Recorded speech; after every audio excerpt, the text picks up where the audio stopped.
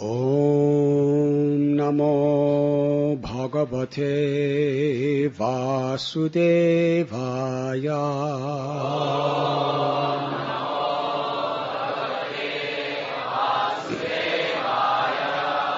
Om Kvaham Raja Prabhava Ishatamodikesmin.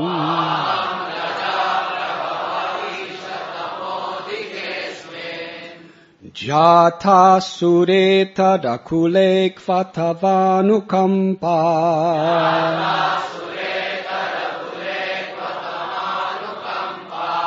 Na brahmano natu bhavasya na vairamaya.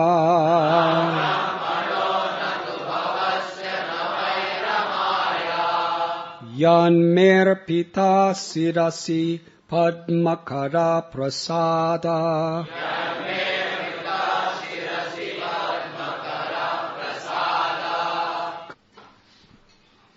O my Lord, O Supreme, because I was born in a family full of the hellish material qualities of passion and ignorance, what is my position?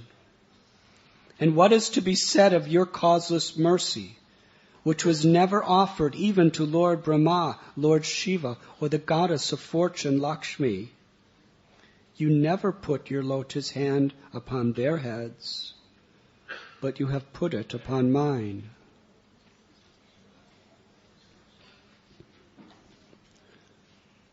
Purport by His Divine Grace, A.C. Bhaktivedanta Swami Prabhupada. Prahlad Maharaj was surprised at the causeless mercy of the Supreme Lord, the personality of Godhead. For although Prahlad was born in a demoniac family, and although the Lord had never before placed his lotus hand on the head of Brahma, Shiva, or the goddess of fortune, his constant companion, Lord Narasimhadev, kindly placed his hand on the head of Prahlad. This is the meaning of causeless mercy. The causeless mercy of the Supreme Personality of Godhead may be bestowed upon anyone, regardless of his position in this material world. Everyone is eligible to worship the Supreme Lord, irrespective of his material position. This is confirmed in Bhagavad Gita. Mam cha yo vyabhicharena bhakti yogena sevate sagunan samatityaitan brahma bhuyaya kalpate. One who engages in full devotional service, who does not fall down in any circumstance, at once transcends the modes of material nature and thus comes to the level of Brahman. Anyone who engages in continuous devotional service to the Lord is situated in the spiritual world and has nothing to do with the material qualities, Sattvaguna, Rajoguna, and Tamoguna. Because Prahlad Maharaj was situated on the spiritual platform, he had nothing to do with his body, which had been born of the modes of passion and ignorance. The symptoms of passion and ignorance are described in Srimad Bhagavatam as lust and hankering. Tadarajas tamo bhava kamalo bhadayaschaye. Prahlad Maharaj, being a great devotee, thought the body born of his father to be born of passion and ignorance. But because Prahlad was fully engaged in the service of the Lord, his body did not belong to the material world. The pure Vaishnava's body is spiritualized even in this life. For example, when iron is put into a fire, it becomes red and hot, and is no longer iron, but fire. Similarly, the so-called material bodies of devotees who fully engage in the devotional service of the Lord, being constantly in the fire of spiritual life, have nothing to do with matter, but are spiritualized. Srila Madhvacharya remarks that the goddess of fortune, the mother of the universe, could not get mercy similar to that which was offered to Prahlad Maharaj. For although the goddess of fortune is always a constant companion of the Supreme Lord, the Lord is more inclined to his devotees. In other words, devotional service is so great that when it is offered, even by those born in low families, the Lord accepts it as being more valuable than the service offered by the goddess of fortune. Lord Brahma, King Indra, and the other demigods living in the upper planetary systems are situated in a different spirit of consciousness, and therefore they are sometimes troubled by demons. But a devotee, even if situated in the lower planets, enjoys life in Krishna consciousness under any circumstances. Parata, swata, karmata. As he acts himself, as he is instructed by others, or as he performs his material activities, he enjoys life in every respect. In this regard, Madhvacharya quotes the following verses, which are mentioned in the Brahma Taraka.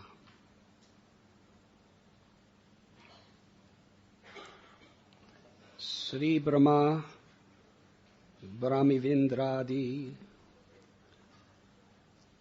Tri Katat Sri Purustuta Tadanyecha Kramadeva Sada Mukta Smritav Api Haribhakto Chatajgyane Sukecha Niyamena Tu Paratas Swata Karmatova Na Katanchit Tadanyata.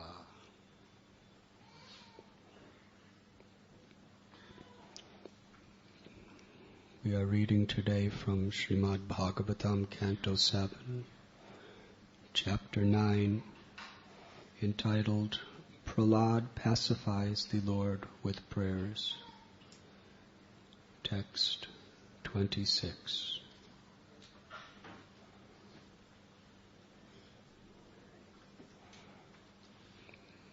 Herein Prahlad is struck with wonder of how merciful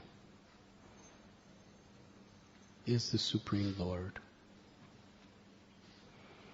He is in a state of transcendental ecstasy, feeling himself so unqualified for what he is receiving. In this verse, it is revealed through Prahlad Maharaj the process of how to be happy and how to access mercy.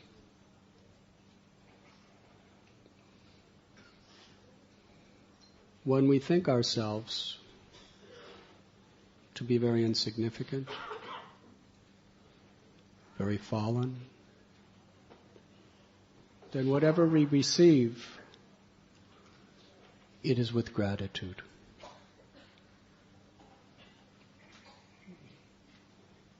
Unless we are grateful, really grateful, we cannot really appreciate Krishna's love in whatever form it may take.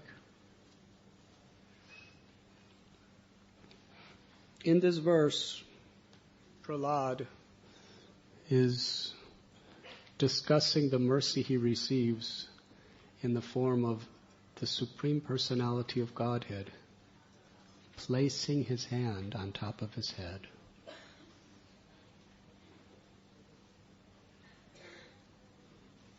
Prahlad is utterly struck with wonder. Why me? Of all people, why me? The great Brahma, the great Shiva, the goddess Lakshmi, you never even put your hand on their heads. I have no qualification. It is only by your grace. There is no other reason to explain.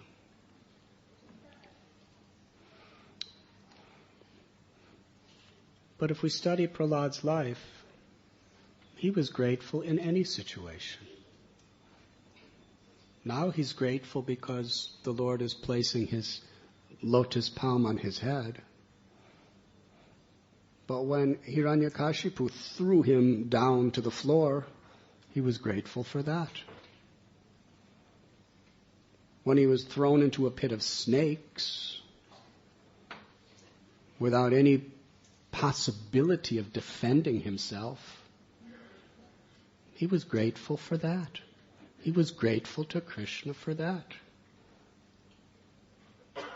When he was being blasphemed and pierced with spears and tridents, when he was thrown in blazing fire, when he was put in the bottom of the ocean and then a mountain on top of him, when he was thrown from the highest peaks of mountains, when he was put in freezing cold, when he was cast into a gigantic pot of boiling oil,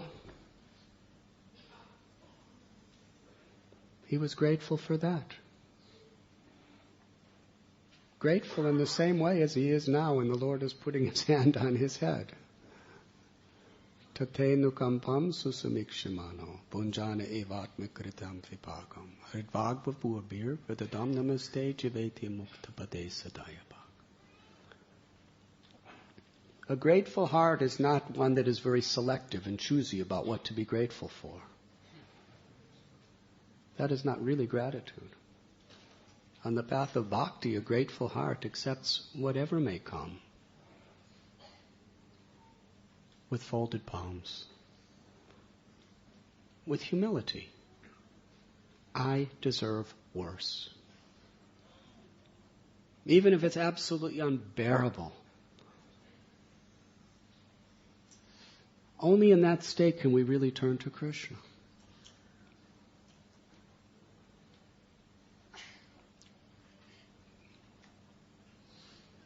Bhaktisiddhanta Saraswati Thakur said that simplicity is foundational. It's the initial quality that one must adopt to be a real Vaishnava. And humility is foundational because it supports all other qualities and connects it to Krishna.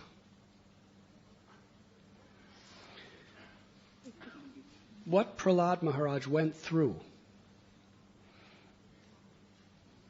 for whatever weeks and weeks and weeks Hiranyakashipu was trying to assassinate him.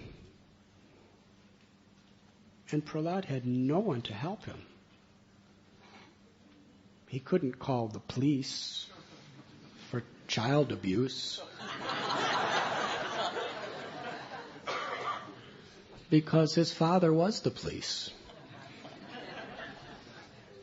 It was a very difficult situation. It was horrific. 5 years old.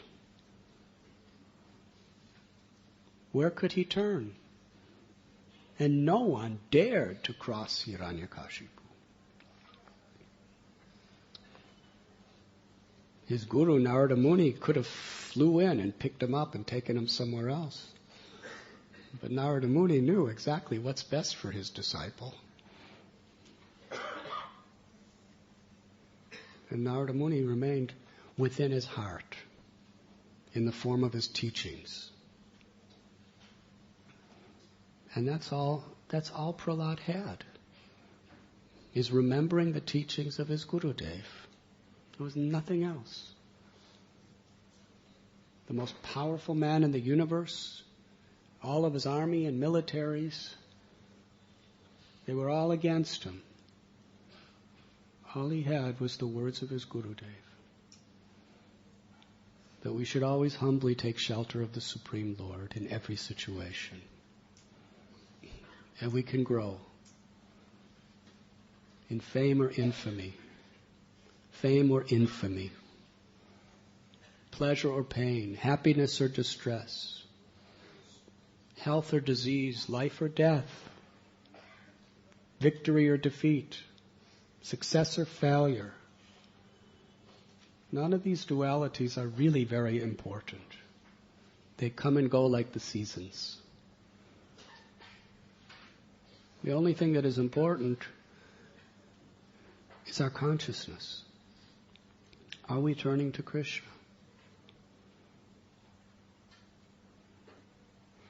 How to turn to Krishna? What is actually required? Prahlad Maharaj is revealing it by his own character in this verse. There's so much he can talk about. He could say, I am directly the disciple of Narada Muni. Sometimes we say, I'm directly Srila Prabhupada's disciple. We're very proud of that. We shouldn't be proud of ourselves. We should just... Prahlad Maharaj in other prayers, he's explaining how he's so fallen and so unqualified. It's by the causeless mercy of his Gurudev, Narada Muni, that he has any qualification whatsoever. He's not saying, I am the disciple of Narada Muni. He's saying, Narada Muni is so merciful. He's willing to accept someone even like me, the least of the least, the worst of the worst.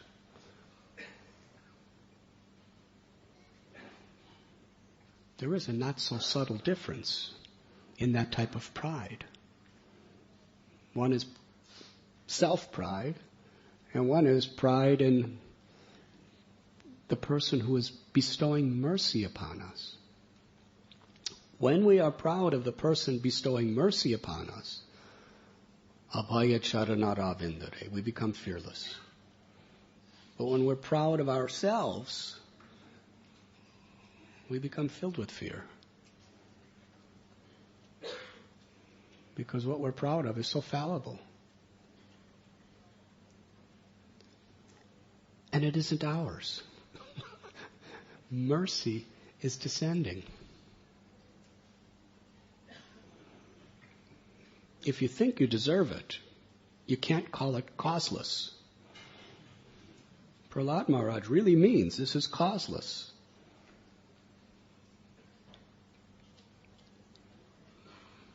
Yes, we find in the character of Prahlad the map which shows what is required of all of us.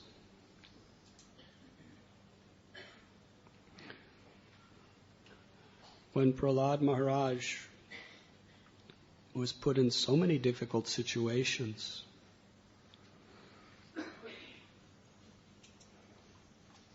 he just turned to Krishna with all humility. You know the story when Draupadi, she tried everything to protect herself. She tried to hold on to the sari by her own strength, but Dushasana was thousands of times stronger than her. She tried to turn to the king, Dhritarashtra, to Bhishma, her grandfather-in-law, to Yudhisthira, Bhima, Arjuna, Nakula, Sahadev. And she was pleading, someone help me. No one would help her. So ultimately she just threw her arms toward the sky and cried out Krishna's names, Hey Krishna, Hey Govinda. Because she realized her utterly humble position And in that state, she cried out for Krishna. Krishna was there.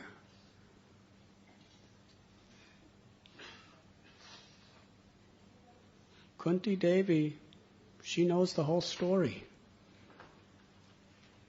Janmaishwaraya Shrutishubir Edamanamadapuma Naivarhatyavadatum Vaitvam Akinchana Gocharam. When she speaks this verse, there's a tremendous background to her realization, what she saw. She was suffering along with Draupadi in that situation. And what a predicament she was in.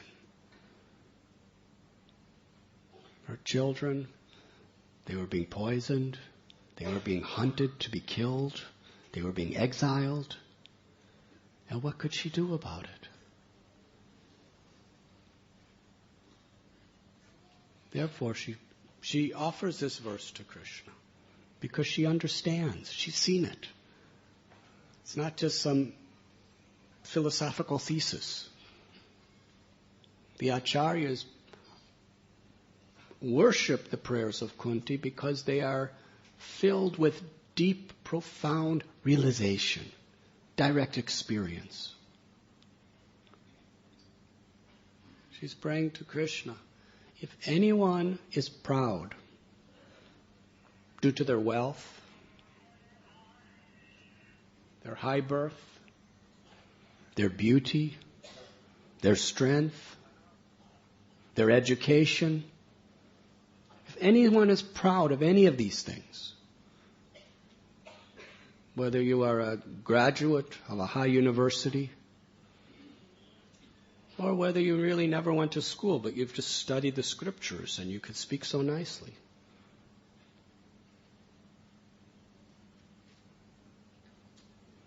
Whether you're a Brahmin, South Indian Brahmin, descendant of Vashishta Muni, or Gautam Rishi, or whether you are very, very beautiful or very strong. If you're proud because you're famous, Kunti says you cannot chant Krishna's name with real feeling. Because Krishna is a kinchana gocharam. This means he is the property of the impoverished. Being impoverished doesn't mean you don't have anything. It means you don't claim anything. Rupa and Sanatana Goswami, they were not impoverished. They were multimillionaires. And they happened to be the most learned people on the face of the earth. And they were also Saraswat Brahmins, very high birth. And they were very, very beautiful. They were both like Kamadev. They were so beautiful. So everything Queen Kunti is saying we shouldn't have, they had.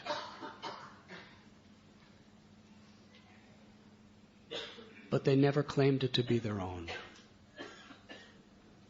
They always saw that whatever I have is only by the causeless mercy of Krishna. And therefore they were totally humble. When Sanatana Goswami approached Chaitanya Mahaprabhu with straw in his teeth, along with Rupa Goswami, we are the most fallen, more fallen than Jagai and Madhai. Now, we have heard the story of Jagai and Madhai. We have heard how Yamaraj, his accountants could not even keep track of the sins of these two brothers. And Nityananda Prabhu, Balaram, and Haridas Thakur, Lord Brahma, they singled them out of everyone in the whole universe as the most fallen, sinful people. They targeted them. Let's somehow or other get causeless mercy for them. So sinful. They raped, they killed, they murdered, they burned houses. They were always drunk, not just on social occasions, taking a drink. Day and night, they were intoxicated. And they wouldn't eat anything but meat and blood. Most likely, sabjis were just below their dignity. There's no blood in sabjis. How could you enjoy it? They were really sinful. They were really cruel. And yet, Rupa and Sanatan, the most high-class, wonderful people in the world, actually believe that they're more fallen than Jagai and Madhai. How is that possible?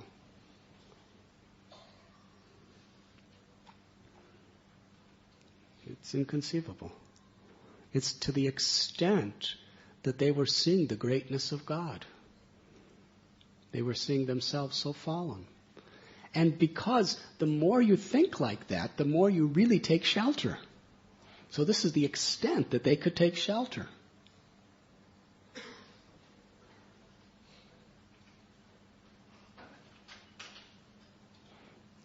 Prahlad could say that, yes, I'm the disciple of Narada Muni. And not only that, but even though my father is such a demon, he tried to murder me, he tried to kill me, I never gave up my bhakti.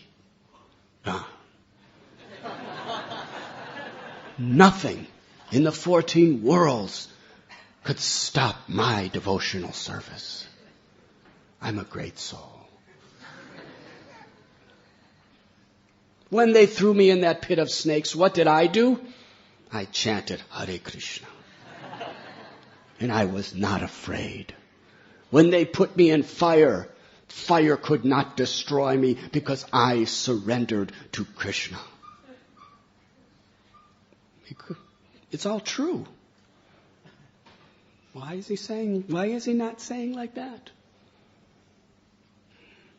Even when my father fed me deadly poison that could kill so many huge men, I offered it to Krishna with so much love and so much devotion that Krishna took all the poison out to save me. Is he stating any of these facts? No. He's only saying that I was born in a family full of hellish material qualities of passion and ignorance. What is my position? There's so much good in him, and he's only seeing the faults. But the amazing thing is he's not even seeing faults in Hiranyakashipu. He's seeing faults in himself. For as far as Hiranyakashipu, he was, my Lord, he was all mixed up. Please give him liberation. He did all these heinous things mixed up. Please give him liberation. He's totally forgiving because he was so humble. This is the quality of a Vaishnava.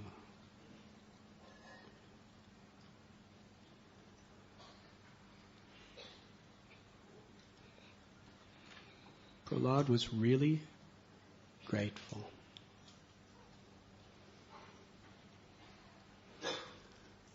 The least qualified we feel ourselves, the more we can appreciate mercy when it comes. Just like if you are a crorepati and you have tens and millions of rupees and someone gives you a chapati,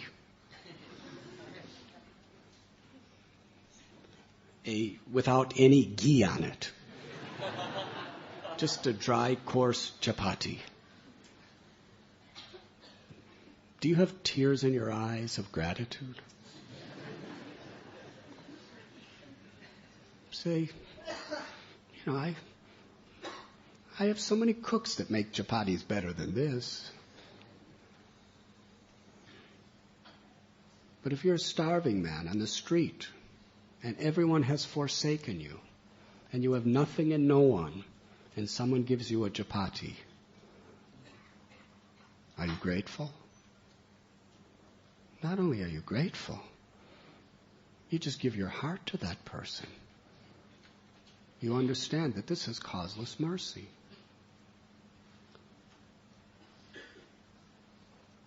When you just finish overeating a Sunday feast,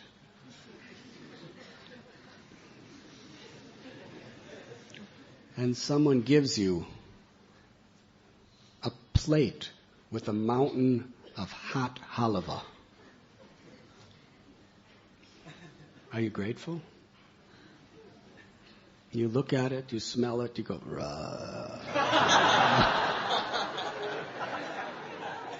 get it away from me.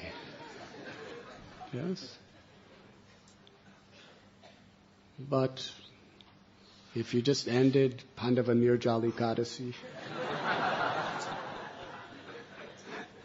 and someone gives you a plate of that mountain of hot halava, it's you're very grateful, you're very happy. Because without hunger, there's no digestion. And hunger is a feeling of emptiness. Yes? So similarly, when we feel empty, we can digest mercy when it comes. But when we're full of ourselves, we can't digest mercy. Even if mercy comes, we can't really digest it. Mercy is there for everyone. It's like the monsoons in Bombay. But you have to be receptive to it. And Prahlad is teaching us how to be receptive. And we find this consistent in all the great souls. Haridas Thakur, he could have said, "My Lord, please remember what I've done in my life. You know everything, so you know I'm telling the truth. I'm not exaggerating. That prostitute was sent by Ramchandra Khan. She was the most sinful, lusty woman. And now you know what she's doing. She's chanting 300,000 names in front of Tulsi Devi and is living a pure life of a saint. And, I don't want to brag or anything, but it was due to my association." I'm not boasting. I'm just being honest. The facts stand for themselves. And then, that was just the beginning. You remember when I was living in Shantipur in that cave on the bank of the Ganges, Maya Devi came to try to test my devotional service. For 3 nights, she put the whole spell of her illusory energy over me. And what was the result? Not only did I not fall down, but she surrendered to me and I initiated her in the holy name of Krishna. You remember that, Lord Chaitanya?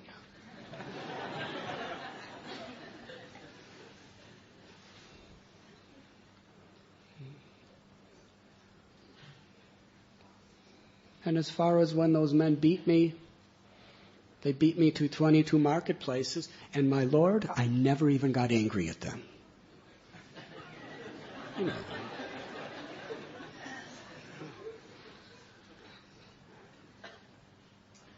Maybe I should write an autobiography.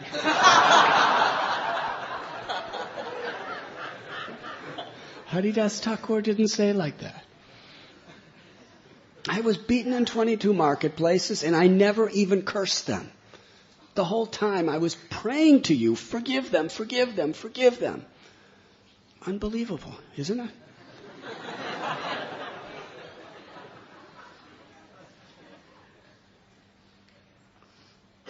And then after they beat me and beat me and beat me, I just I used my mystic powers to enter into Mahasamadhi, and I died. And then I rose from the dead. By your grace, my Lord, I rose from the dead.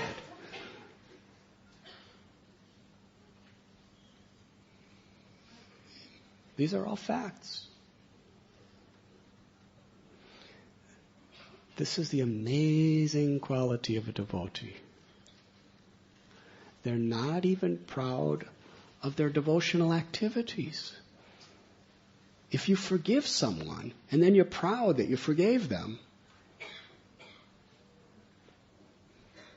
then you lose so much of the benefits of forgiving them. Prahlad and Haridas, when they're forgiving people who are really, really evil to them, they're not thinking, this is my greatness.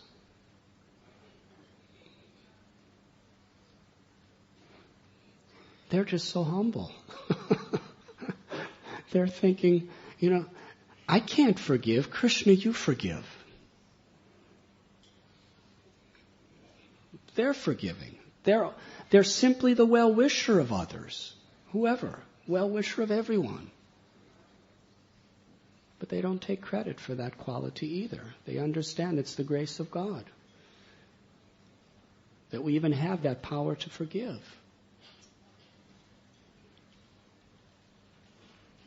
No, Haridas Thakur was not saying like this, although they were all facts. He was praying to the Lord that my body is abominable. I was born in the lowest family, and my activities are the lowest of humankind. In fact, I am the lowest, most condemned amongst all men. And he means it.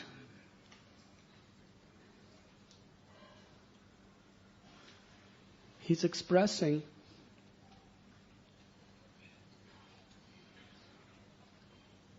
that it is only by your causeless mercy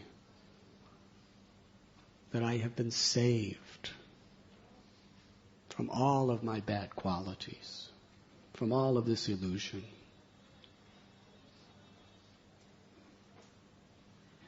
And when he begged the Lord, please grant me this one benediction, let me die in your presence.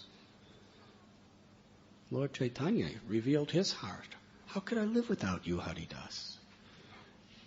You are the crest jewel of all devotees. The only happiness I have in this world is your association. Why do you want to leave me? Now, for most of us, we would have thought, you're all-knowing, Krishna. Lord Chaitanya, you know everything. You're saying I'm the greatest of all devotees in the entire universe, and you can't live without me. Okay, I'll stay.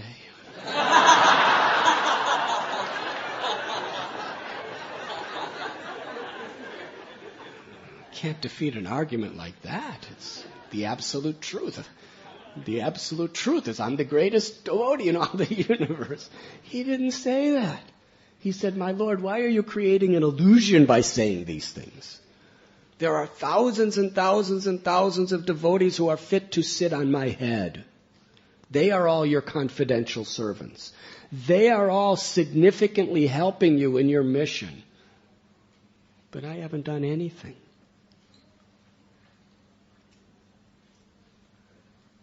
So please grant my desire.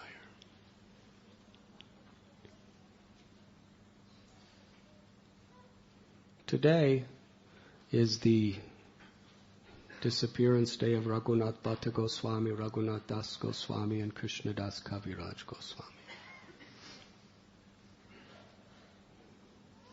In regard to Prahlad Maharaj's prayer, we'll speak for just a few minutes about that similar quality. In fact, it is the consistent quality in all great devotees. In regard to Srila Krishnadas Kaviraj Goswami.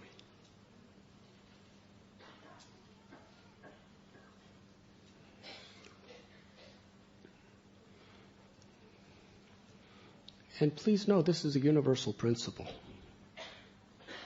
Wherever there is love of God, there is this type of humility. Krishnadas Kaviraj Goswami, he's explaining how he's able to write Sri Chaitanya Charitamrita. He tells how in the holiest of all holy places of Vrindavan, there is a place of pilgrimage where on a throne ornamented with precious jewels stands the Supreme Personality of Godhead, more beautiful than millions of cupids, in the form of Govinda Dev. And Govinda Dev is worshipped with flowers of all varieties and different types of bhoga and decorations and so much love and devotion. We get a hint from Krishnadas Kaviraj Goswami of what Vrindavan was like 4 centuries ago. He says that there is constantly thousands of servants going in and out doing seva for Govindaji. It wasn't like the temple commander, where are we going to get a pujari? There were thousands and thousands and thousands of people every day just doing personal services for the deity. That was what Vrindavan was like at that time. And every one of those servants had pure hearts, had pure love, had no motivation except to please the Lord and the devotees. And he glorifies many of them. They're associates of Rupa Goswami, associates of Sanatan Goswami, associates of Gadadhar Pandit.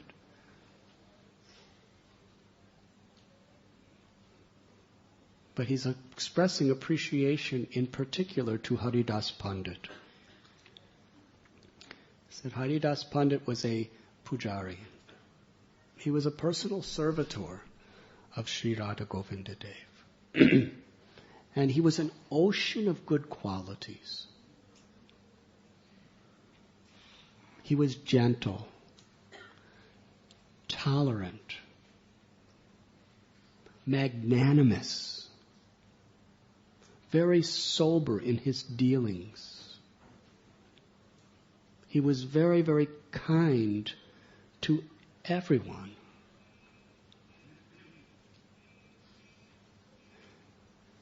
There was not a trace of envy or jealousy in his heart. He was literally everyone's well-wisher.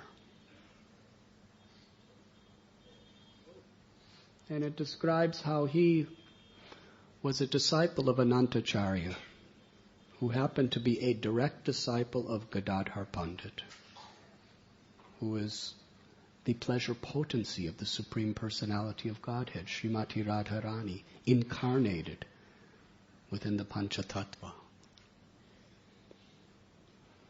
Haridas Pandit was a dosadarshi. He always saw the good qualities in others and never concerned himself with the faults. In this regard, Srila Prabhupada explains that practically everyone within this material world has both their good qualities and their faults. Anyone could find fault in anyone. It's not difficult.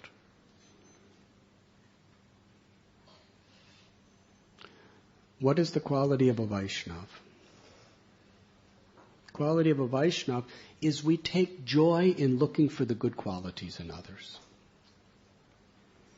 And we do not concern ourselves with the faults of others.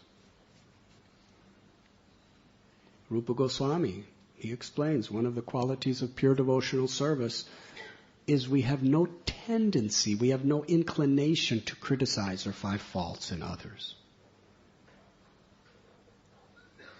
if we have to do it for the purpose of, protecting the innocent, it's done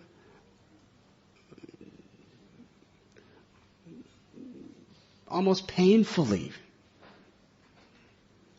for someone else's welfare.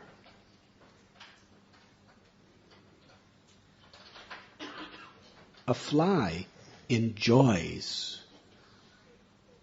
the infection on your body. Yes, if you have a very nice, healthy body, but you have one sore where there's some oozing pus coming out,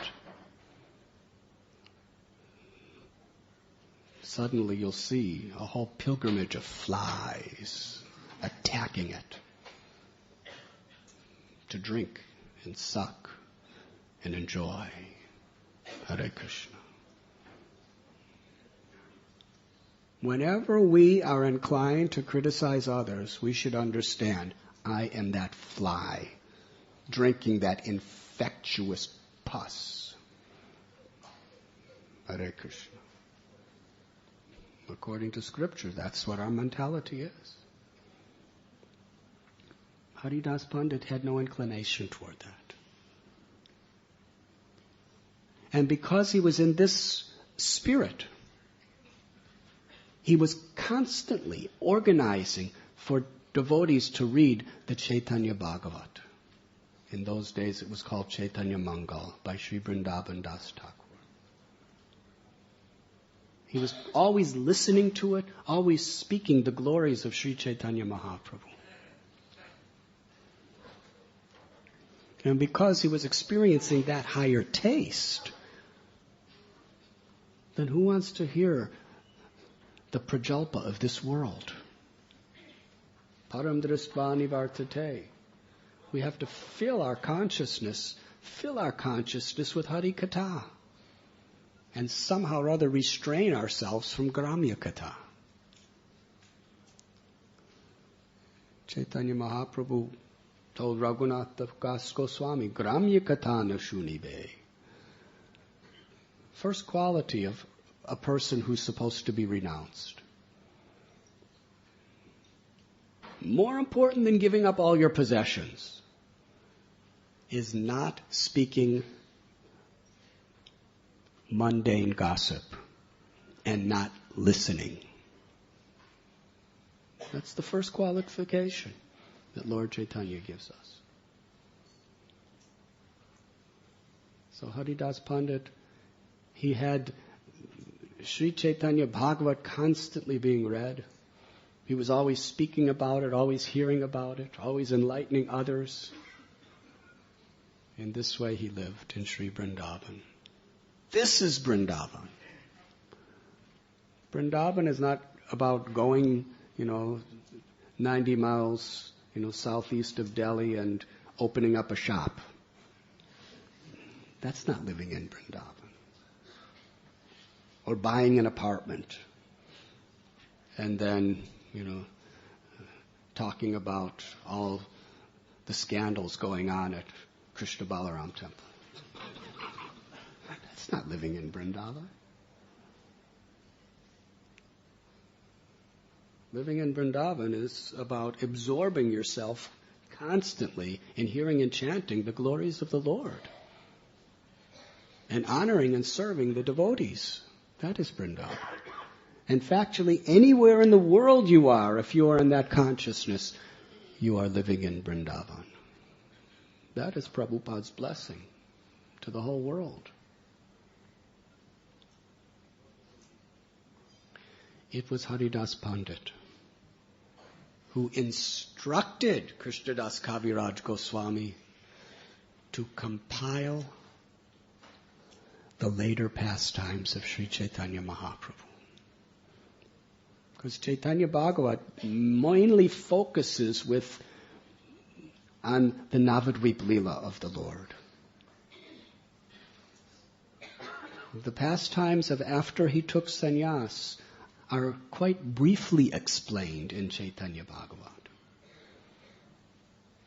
So you should be the one who writes this. Why? You have heard at Radha Kund from Raghunath Das Goswami directly. You should be writing this. And all the other devotees were blessing him.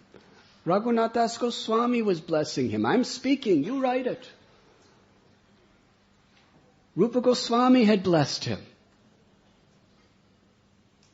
Bhugarbha Goswami, Lokanath Goswami, Gopal Bhatta Goswami, they were Kashishwar Pandit, all these great Mahants of Braj Bhumi, they were all blessing him. Write Chaitanya Charitamrita. And Krishnadas Kaviraj Goswami felt himself totally unqualified. Raghunath Das Goswami wrote books. How can I write? I just heard from him. Bhugarbha Goswami, such a scholar. Lokanath Goswami, such a Vaishnava, a direct associate of Sri Chaitanya Mahaprabhu.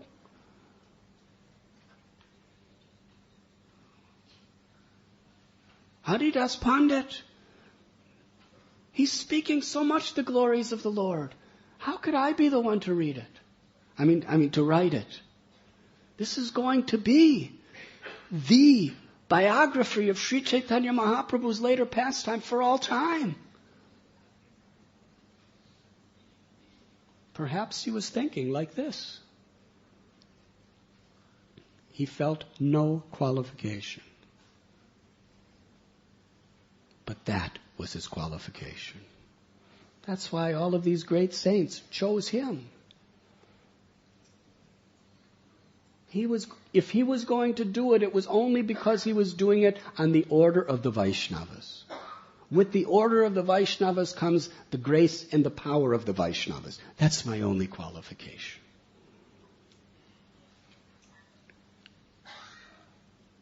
But still he wasn't convinced. After getting the instruction and the blessings of all the devotees of Vrindavan, of the Gaudiya community, he went with them to the Madan Mohan temple. And there was a pujari named Gosai who was worshipping the Lord. And while he was doing his puja, Krishnadas Kaviraj Goswami with folded palms prayed, "Do I have your permission to do this?" And just as he prayed, a garland slipped off from the body of Govinda Dev. Right at that moment when he offered the prayer. And Gosai, the pujari, lifted that garland and immediately placed it around the neck of Krishnadas Kaviraj Goswami. And everyone there cheered, Haribo! Confirmation. And Krishnadas Kaviraj Goswami, with all the blessings and all the encouragement of all the devotees, on that very day he began to write Sri Chaitanya Charitamrita. But while he's writing, he's continuously remembering. He's continuously remembering his position. So many chapters he reveals his heart. I am lame and ill-advised. Only by the mercy of Madan Mohan can I possibly do this. I'm blind. I'm like a blind and lame man. Only by the mercy of the Vaishnavas is this possible. In another place he says, I am like a lame man trying to cross mountains by writing this Chaitanya Charitamrita. It is only by the stick of the mercy of the devotees that it is possible. He said, I am suffering from the disease of material desires. And I'm suffering terribly due to the boils of envy. In this condition, I am helplessly falling at the feet of the great physician, Sri Chaitanya Mahaprabhu.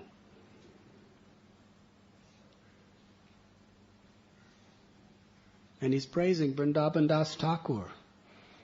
He said, before writing Sri Chaitanya Charitamrita, in my heart of hearts, I surrendered my life and begged for the blessings of Vrindavan Das Thakur. He is the real person who was qualified to glorify Lord Chaitanya. He is Vyasadeva in the Kali Yuga. And he goes on and on and on to explain the glories of Vrindavan Das Thakur and his devotion and his writing.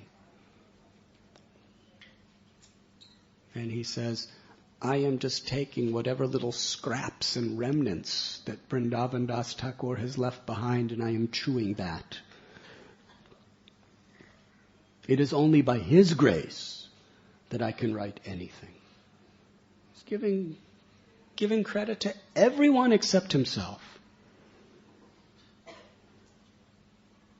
What a state of bliss that is.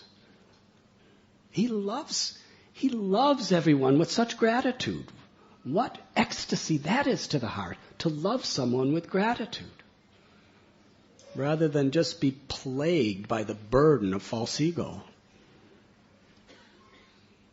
That is the difference between material life and spiritual life.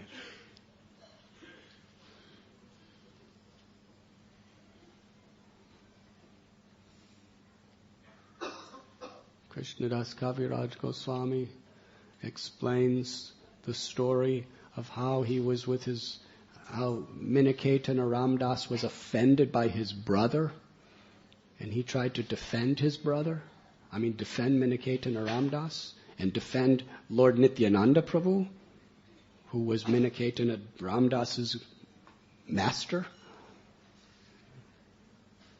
His brother honored Chaitanya Mahaprabhu, but he considered Nityananda Prabhu to be pretty strange. And because Miniketan Ramdas was a friend of Nityananda Prabhu, he would not respect him. Krishnadas Kaviraj Goswami told his brother, accepting Lord Chaitanya without Lord Nityananda is like accepting half of a hen. Prabhupada explains what that means. That the front half of the hen is eating, but the back half is giving eggs. Yes? So, you make money with eggs, but you lose money by feeding him. So just cut it in half. Throw away the front part, or just keep the back part. What happens? The hen is dead. So similarly, trying to accept Lord Chaitanya without Lord Nityananda, you lose both.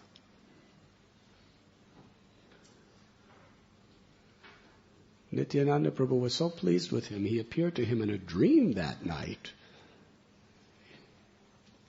He was in the garb of a cowherd boy with a stick,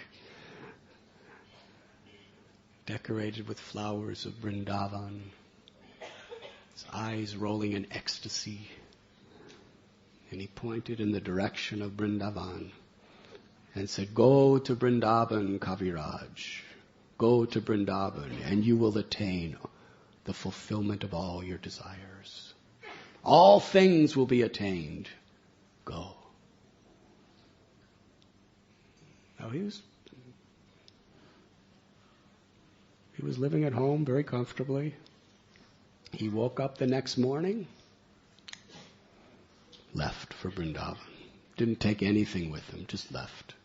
That was his faith. And he explains it's only by the mercy of Nityananda Prabhu that I'm here. And when I came to Vrindavan, I got the shelter of Rupa Goswami, Raghunath Das Goswami, and all of their associates. Only by their mercy, I fall at their feet.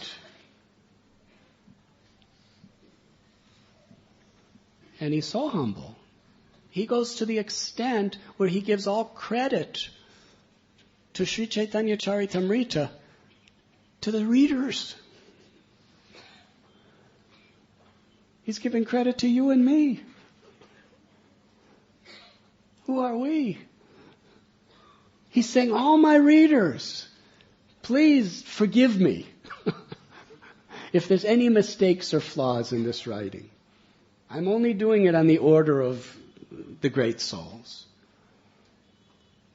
But he's taking the dust of the feet of every Vaishnava, even the lowest neophyte who's just started chanting Hare Krishna. This Paramhamsa is taking the dust of their lotus feet and worshiping them. And then he worships anyone who reads Chaitanya Charitamrita. By your enthusiasm, you are empowering me to write.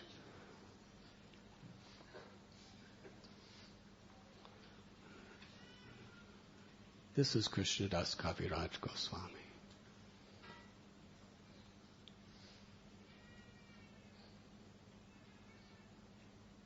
He began the writing when he was in his 90s. Hare Krishna. Can you imagine? Beginning. And every verse is a poem. It's not just a book. It's tens and thousands of verses of pristine, elegant poetry. How do you do that? He's not only writing beautiful pastimes, but he's presenting the deepest, most profound philosophy in eloquent poetry.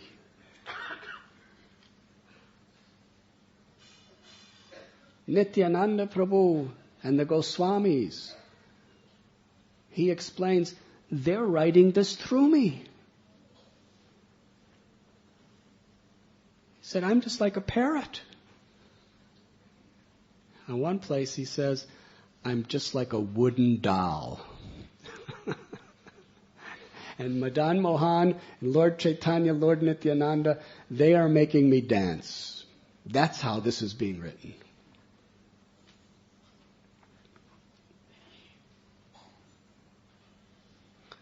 We hear these stories.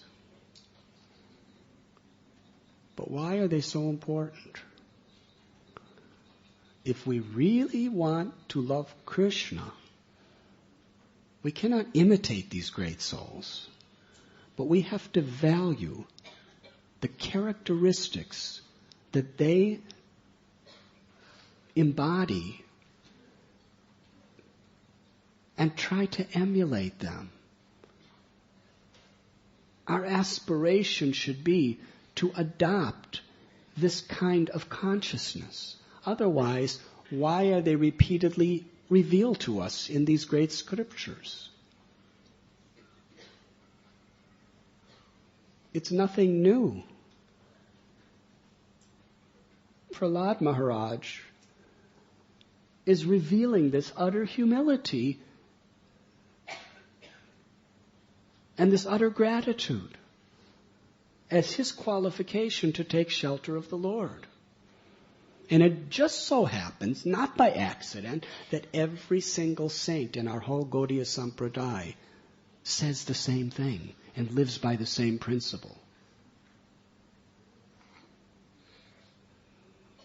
Now, yes, we cannot imitate,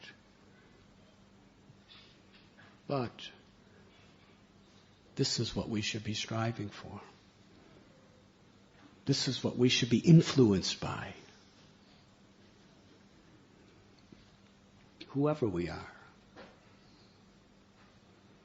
The Lord's mercy could come upon anyone. Haridas Thakur happened to be a Malecha.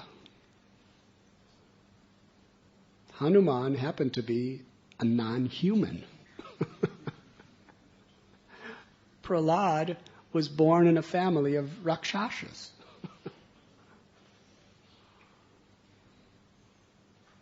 Asuras. Gajendra was just a big old elephant. The gopis were just simple Vaishya housewives.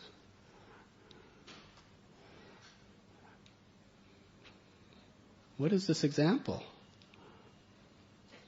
Krishna shows his greatest mercy not because of any material qualification or disqualification.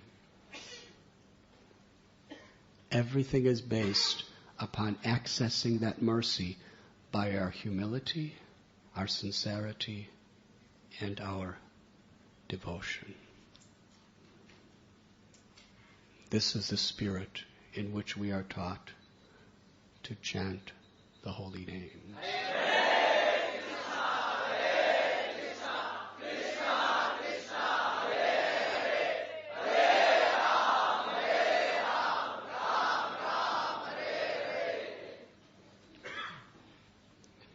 Krishnananda Prabhu looks so happy whenever he's chanting the holy names.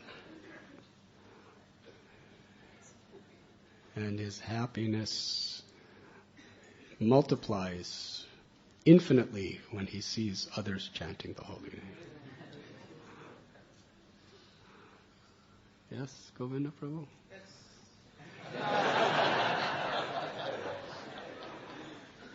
They've lived together for a long time, so he speaks with realization.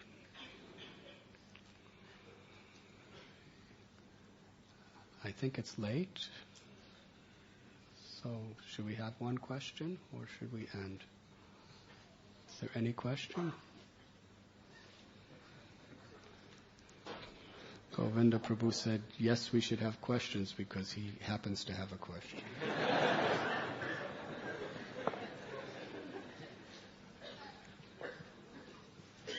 Thank you, Maharaj, for very nice classes.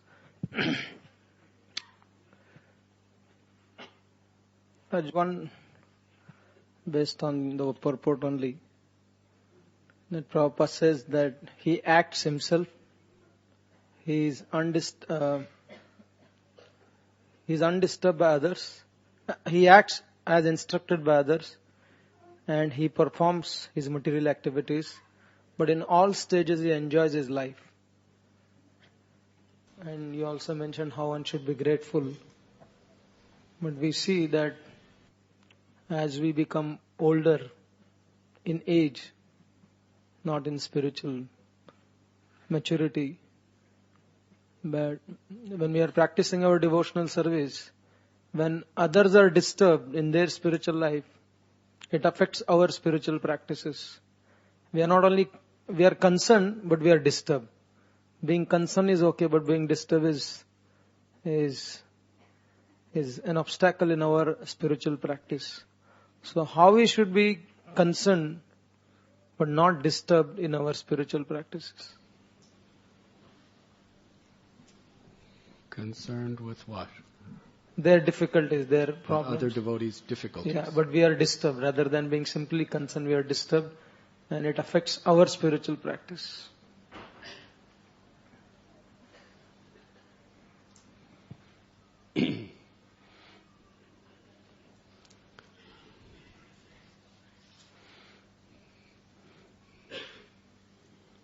Prahlad Maharaj asks for a benediction. But I don't want to go back to Godhead.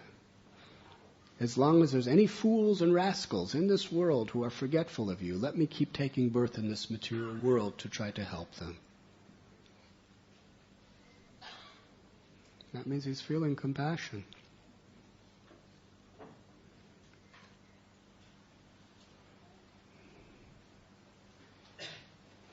What it means is being disturbed for other people's problems and difficulties.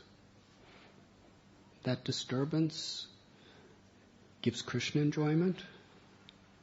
The fact that you're paradukkha dukhi, that you're disturbed to see another person suffering, that gives Krishna enjoyment. And ultimately, even in that state of being disturbed, because it's for the welfare of others, it's based on love. And love is the highest enjoyment. It's based on love for the soul. It's hard to understand how the gopis in separation are enjoying. They're not saying we're enjoying like anything because Krishna's in Mathura.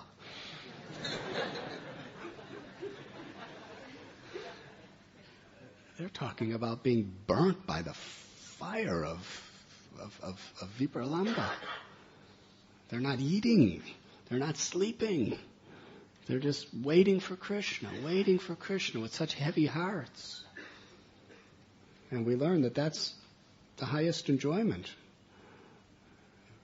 because it's based on love.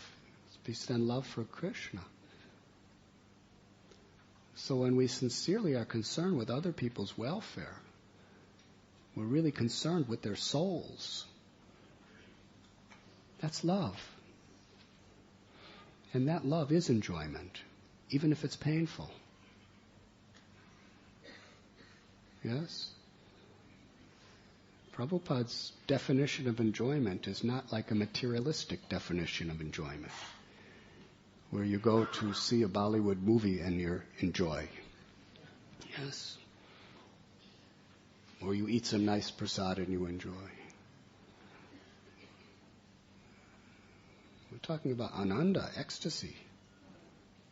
To feel for another. Vasudev Datta, he was enjoying. But what was his mood? In fact, Vasudev Datta, after he offered his prayer, what was the first thing Sri Chaitanya Mahaprabhu said? You are Prahlad. He was illustrating, expressing the identical sentiments as Prahlad. Vasudev Datta says, when I see the people in this material universe, all living beings, suffering due to forgetfulness of you, it breaks my heart. It's unbearable. Let me suffer the consequences of all their karma. Put it on my head and let them all go back to home, back to Godhead. Give them liberation.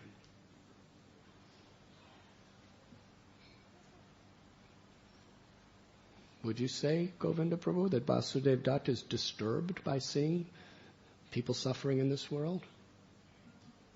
He's saying it breaks his heart, brings him suffering. He'd rather suffer the sins himself than see them suffer. Yeah? That's suffering. But it's based on love. Spiritual love. Not material, emotional, sentimental love. It's based on spiritual love. Therefore, it's actually a higher enjoyment. It's real enjoyment. But it's not disturbing their bhakti. That is all important. When Krishna says, Tam statikshasva bharata, what is that? Matra sparashastu konteya sitosna sukha dukkata. Agama payano nityas tam statikshasva bharata.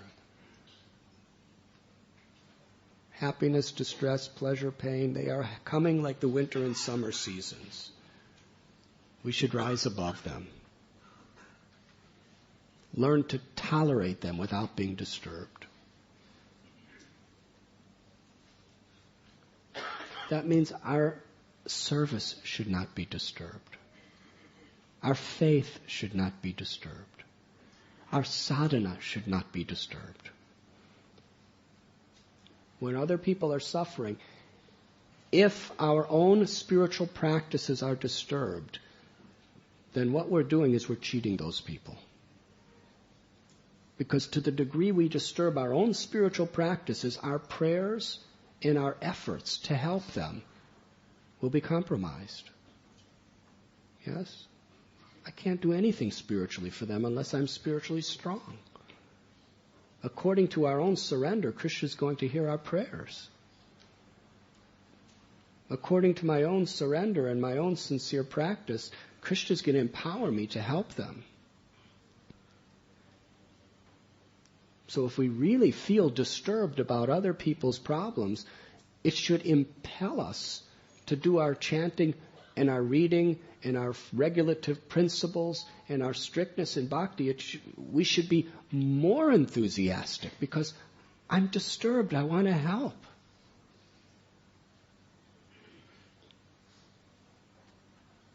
And that is a higher type of enjoyment.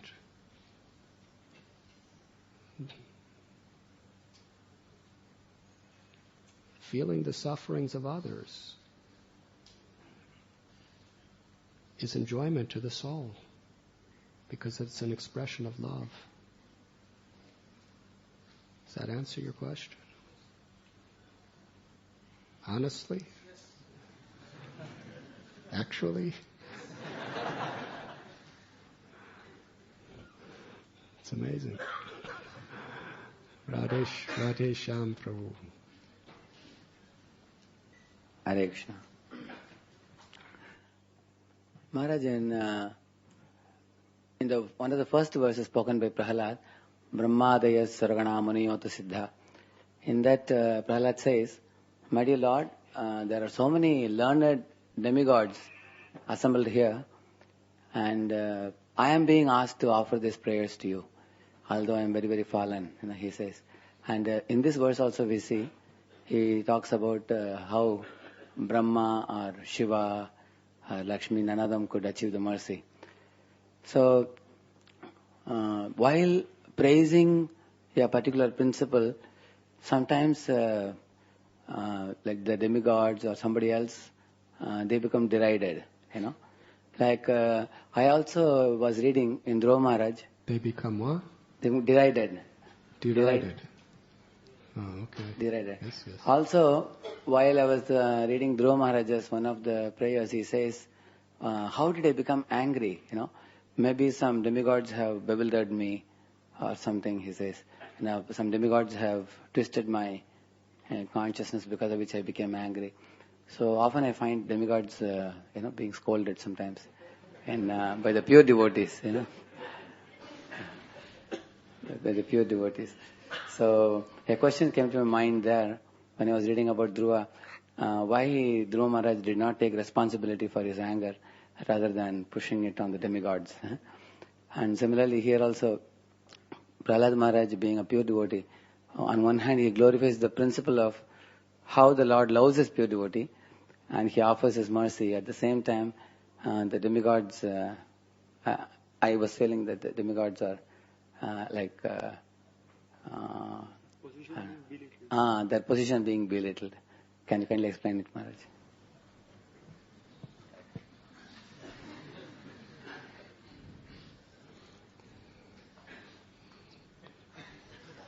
Before speaking anything, I offer all honor to the demigods.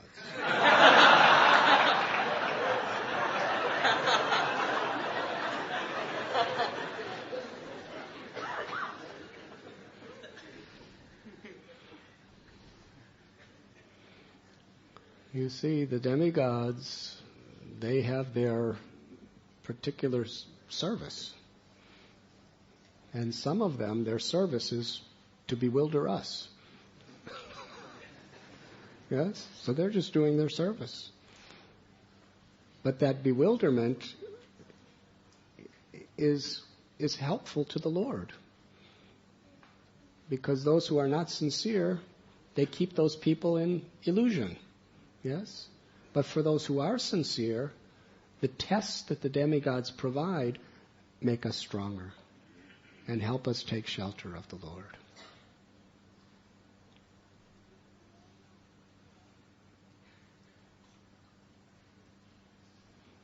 Some of the demigods are pure devotees. Some are karma mishra bhaktas. That means they're devotees. They're all devotees. But they have many motives besides serving Krishna. They have their prominent motive may be to serve Krishna, but they have so many other desires. It's not easy to become a demigod. You have to be very serious. You have to have real serious devotion and real serious material desires too. And the combination is demigod material. Yes, so the demigods, some of them get, they teach us good lessons by their examples of what they do wrong. But in the case of Prahlad and Dhruva,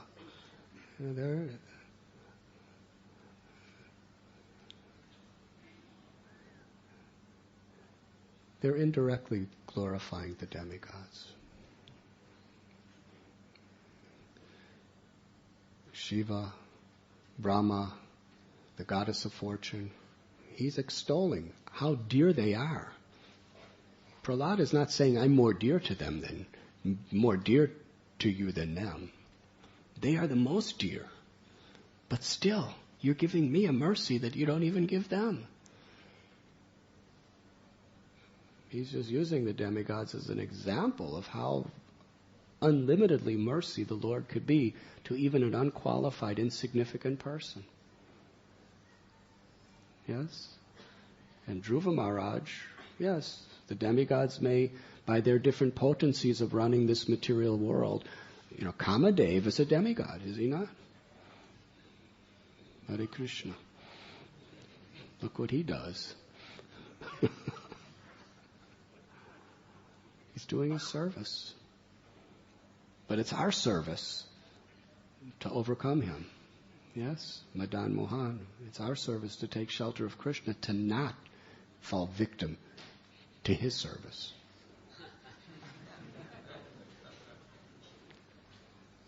So therefore, a devotee honors all the demigods, but understands what is their position in this material world. And even they help us to take shelter of Krishna. Does that answer your question? Thank you. May the demigods shower their blessings upon you.